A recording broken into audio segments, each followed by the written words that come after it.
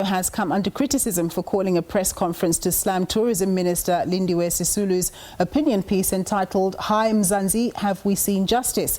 Earlier, SABC News spoke to politics and international affairs analyst Bishop Clyde Nicholas Ramalaine, who explained Zondo's response to the write-up. Sisulu, who penned the article deemed by some as an attack on the judiciary, reflected on the injustices suffered by South Africans during colonialism and apartheid while criticizing the Constitution and the judiciary. Ramalaine explains his rationale.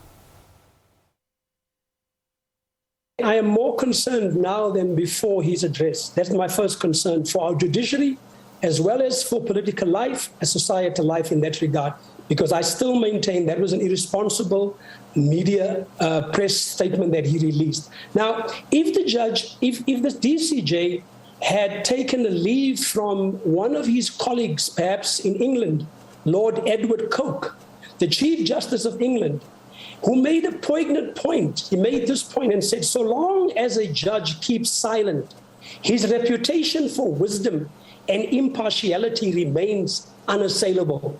Clearly, our Deputy Chief Justice, who's currently the caretaker of our judiciary, has decided to have a political opinion, regardless to what he may protest and say. What he presented to us, which is recorded all over, was no legal argument that he raised. He was engaging in the political space in which a politician articulated her particular perspective, which is acceptable in society under normal circumstances. The judge, the Deputy Chief Justice, in my particular opinion, has put us in a precarious place in regards to a South African society and how we interpret this judiciary, given the fact that it is a known fact that at this point in time in our history, there is an open position for CJ in this country.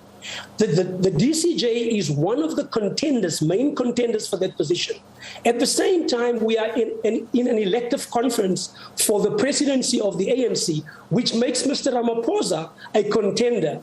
We almost get the sense, and this is my interpretation, that between the two of them, something does not make sense here as it relates to the political interest that both have to enter two spaces, one a second term and the other one the CJ position. That is my stance. And he did not cover himself yesterday in any glory for coming out to give this, in my opinion, political speech. Nothing but a political speech. Secondly, he equally equated the entire article to his feelings.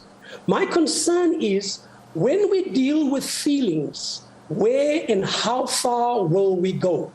And to add to that, he never explained the term insult.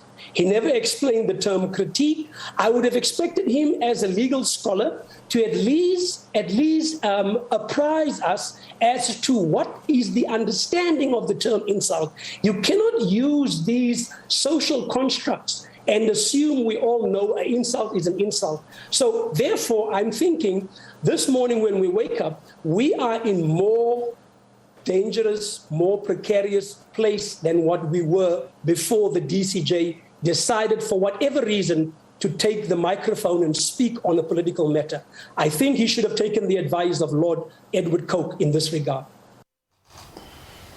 181 more people have succumbed to COVID-19 related complications in the last 24 hours. The national death